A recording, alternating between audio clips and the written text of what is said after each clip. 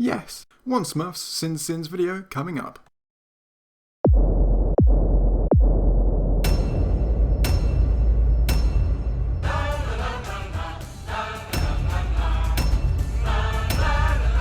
Disclaimer. Normally when I do a Sins video, I've seen the film that I'm sending the Sins video of, but today I thought it would be interesting to go balls deep straight away without having seen the film at all.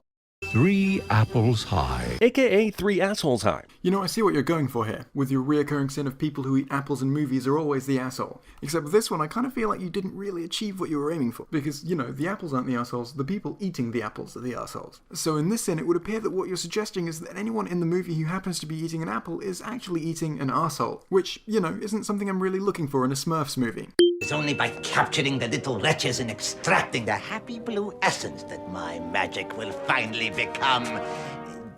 not infallible. Invincible, yeah. That is one great big long expositional monologue from the villain there. And even if that wasn't cliche as heck, that still wouldn't be okay. This is not okay.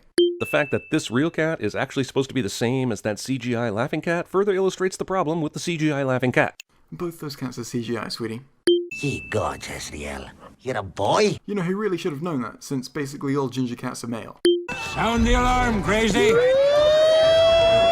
Why is Crazy Smurf the one with the alarm noise? Shouldn't he be called Horny Smurf or something? How does crazy and alarm sounding go together at all? How does horny and alarm sounding go together, Jeremy? How exactly is that supposed to be better? Do you think that people have an alarm sound that goes off whenever they're aroused? Actually, thinking about it, that would be hilarious. Could you imagine?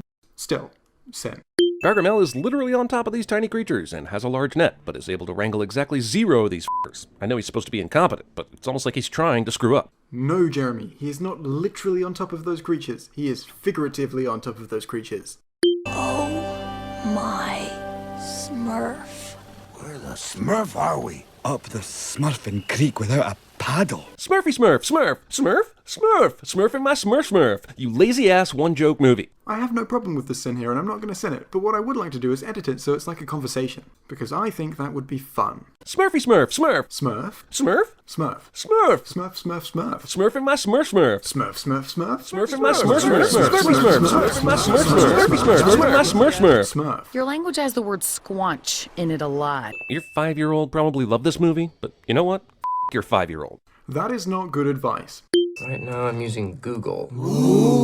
Wow, they paid for a visual product placement and a dialogue shout-out? Jesus, Google basically funded this movie, right? Oh yeah, because it would be so believable if he was using literally any other search engine. It's so clear he was paid to use Google because there are so many popular alternatives. Sometimes it's difficult to avoid showing a brand. Also, movie spends all this time espousing the virtues of Google, but Patrick is using Internet Explorer instead of Chrome as his browser. Which to me would just be further evidence that it is in fact not a product placement. They're just using Google because they're human and they live on Earth. What's worse, that he plays a video game to make the Smurfs feel better, or that I literally have no idea if this is Rock Band or Guitar Hero?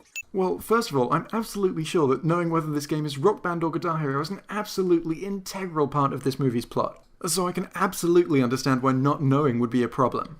Secondly, I'm sure that if it was made obvious by showing the game's title or something, that you wouldn't then sin it for product placement. Breaking and entering. Jesus, how many laws have these Smurf suckers broken so far? Technically speaking, laws only apply to humans, right? So, none?